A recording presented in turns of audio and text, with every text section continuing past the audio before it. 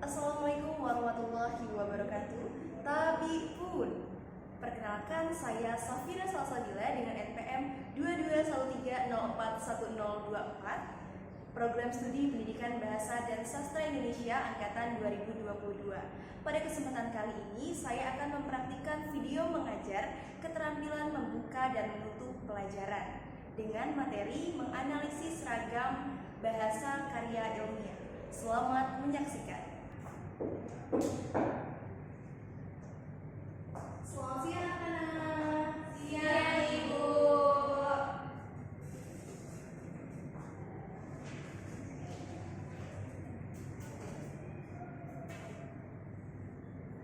Baik, sebelum memulai pembelajaran hari ini, alangkah baiknya kita berdoa dulu. Untuk ketua kelas, boleh memimpin doa. Mira, Sebelum mulai pembelajaran, sebaiknya kita berdoa menurut agama yang dipercaya masing-masing. Doa dimulai.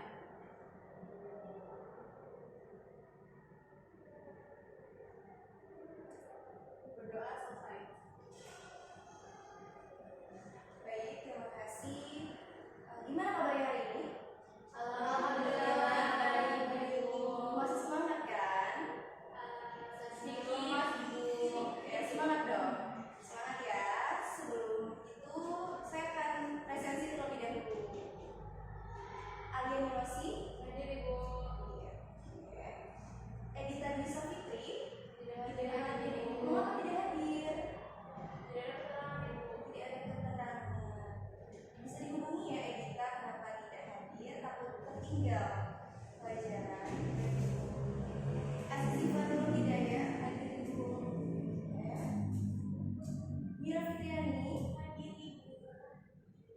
Syira Amanda Balkis, Tidak hadir, Ibu.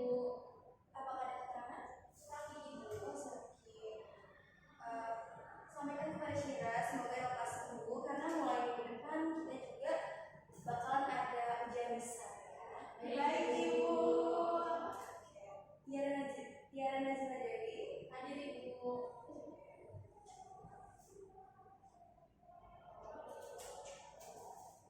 Nah, pada minggu ini kita akan mempelajari tentang menganalisis ragam bahasa karya ilmiah. Tetapi sebelum Ibu menjelaskan tentang menganalisis ragam bahasa karya ilmiah, apakah anak-anak ada yang tahu atau ada yang masih ingat materi minggu lalu?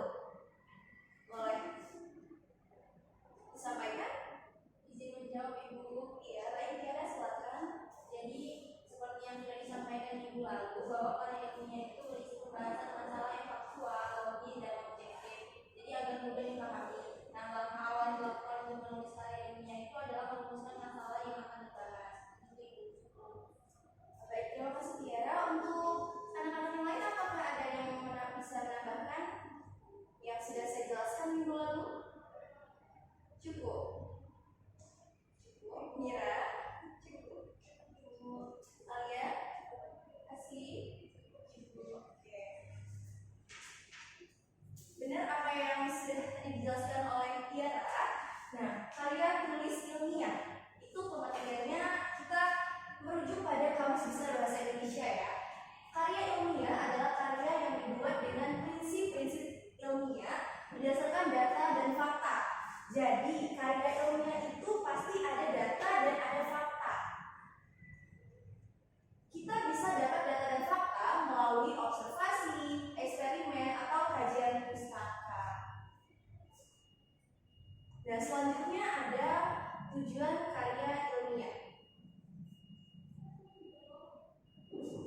Nah, sebuah karya ilmiah itu dibuat untuk mengenalkan suatu pengetahuan baru kepada masyarakat.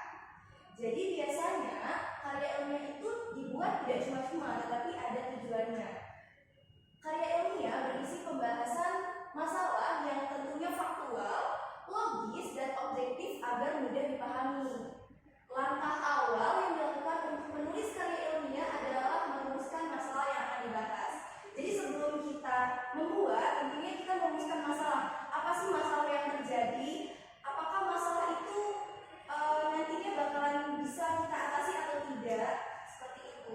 Namun sebelum kita merumuskan masalah, kita juga perlu mengidentifikasi masalah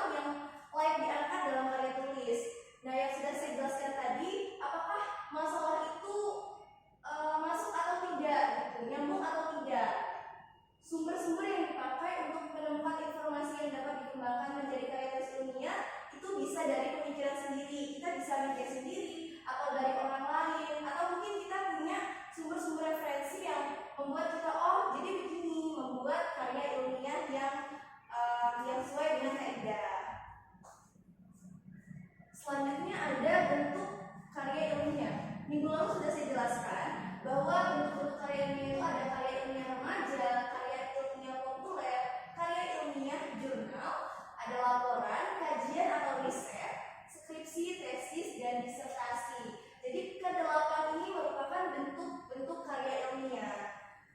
Mungkin anak-anak juga bisa mencarinya di internet, contoh-contoh dari karya ilmiah remaja seperti apa, karya ilmiah populer, laporan, dan lain-lain itu seperti apa. Selanjutnya saya akan menjelaskan sistematika karya tulis ilmiah. Nah, yaitu sistematikanya ada 3. Yang pertama ada bagian awal. Di bagian awal, tentunya kita bakalan memberitahu judulnya, judul apa sih yang pas untuk karya ilmiah yang kita buat ini. Kemudian ada nama penulisnya. Ketika kita menuliskan karya ilmiah, tentu saja kita mencantumkan nama kita sebagai penulis. Selanjutnya ada abstraknya, ada kata kuncinya. Jadi apapun yang kita bahas nanti bakal ada kuncinya di bagian awal. Selanjutnya ada bagian inti. Namanya bagian inti pasti bagian yang sangat penting ya di karya ilmiah, di karya tulis ilmiah, yang berisi pendahuluan, karya teoris, metodologi penelitian, pembahasan, simpulan, dan saran. Nah, itu merupakan bagian inti dari karya tulis ilmiah. Nah, kira-kira anak-anak ada yang tahu nggak sih di pendahuluan itu isinya apa aja? Apa yang masuk di pendahuluan? Kalau kita menulis karya tulis ilmiah, ada yang tahu? Iya, silakan Mira. Baik, Ibu jawab. Bahwasannya yang terdapat di dalam pendahuluan itu ada tentang urusan masalah dan tujuan penelitian. Iya, terima kasih. Boleh tepuk tangan untuk Mira. Benar sekali yang disebutkan oleh Mira bahwa di pendahuluan itu ada latar belakang, ada rumusan, dan ada tujuan. Nah, biasanya di beberapa karya tulis ilmiah ada juga yang mencantumkan manfaat dari penelitian itu. Oke, selanjutnya ada bagian akhir. Di bagian akhir itu kita memasukkan daftar pustaka, dari mana kita mendapatkan referensi itu dimasukkan di daftar pustaka beserta lampiran jika ada. Siapa tahu ketika kita menuliskan karya tulis ilmiah ada beberapa dokumentasi yang mungkin bisa dilampirkan di bagian akhir seperti itu. Oke, selanjutnya ada ragam bahasa karya tulis ilmiah. Tapi sebelum saya menjelaskan tentang ragam bahasa karya ilmiah, kita explain terlebih dahulu ya. Sepertinya kalian sudah mulai mengantuk. Oke, sekarang saya minta untuk kalian berpasangan. Oke, silakan berpasangan. Mira sudah ada pasangannya? Sudah. Oke, Alia, Tiara. Oke, kita membentuk 2 kelompok ya di sini. Teman satunya Tiara A, Alia B, Asifa A, Mira B. Oke, yang A kalian menurut telapak tangannya seperti ini. Yang B kalian buka seperti ini. Nanti ketika saya bilang mendekat, maka tangan yang B itu mendekat. Oke. Ketika menjauh, tangan yang B jauh. Oke, ketika saya bilang tangkap, maka teman-teman yang B bisa menangkap tangan rekannya. Yang tangannya kena oleh lawannya akan kita sebut kalah ya. Oke. Fokus. Yang B bersiap. Buka. Tutup. Buka. Tutup. Buka. Tutup. Fokus ya, masih fokus. Oke. Selanjutnya buka. Tutup.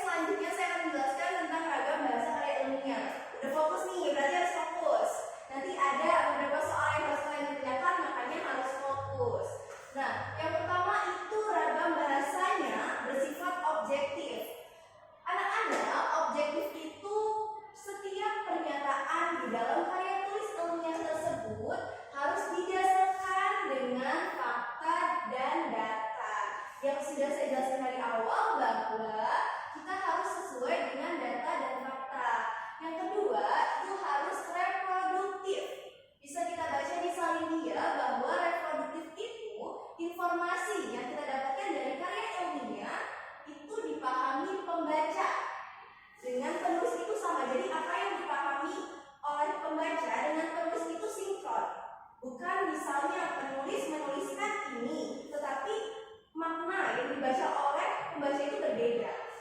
Ya, itu harus bersifat reproduktif. Yang ketiga, bermakna denotatif. Nah, bermakna denotatif ini adalah makna yang sesuai konsep awalnya tanpa menambahkan makna berdasarkan perasaan pembaca. Jadi bisa disebut makna denotatif ini sama dengan makna halus. Itu kan tidak bisa diubah seperti itu. Jadi sesuai dengan makna aslinya seperti itu. Terus yang ketiga ada makna konotasi. Makna konotasi ini kebalikan dari makna denotatif. Kalau konotasi itu maknanya mengalami penambahan baik pikiran maupun perasaan orang yang bacanya. Misalnya ketika kita menyebutkan kata cinta itu di kamus besar bahasa Indonesia dengan orang-orang yang menyampaikan di puisi itu biasanya punya makna yang berbeda. Seperti itu. Oke, selanjutnya saya memberitahu contoh perbedaan makna denotatif dan konotatif. Di contoh yang pertama ada kalimat orangutan memilih buah manis sebagai sumber pakan. Nah, di sini kata manis pada kalimat tersebut mempunyai makna rasa manis seperti gula. Nah, itu bisa disebut dengan makna denotasi karena manisnya itu ya benar-benar manis sesuai dengan arti dia, bahwa manis yang sama seperti gula seperti itu. Terus yang kedua, anak orangutan itu duduk di dahan dengan manis. Nah, kalimat ini pada kata manis memiliki makna menyenangkan, tidak ribut. Berarti dia makna konotasinya bisa kita bilang maknanya itu berbeda dengan makna yang awal. Seperti itu. Oke, selanjutnya saya punya tabel. Nah, tabel ini ada contoh katanya. Yang pertama kata hujan, kedua kata tinggi, dan yang ketiga kata berperang.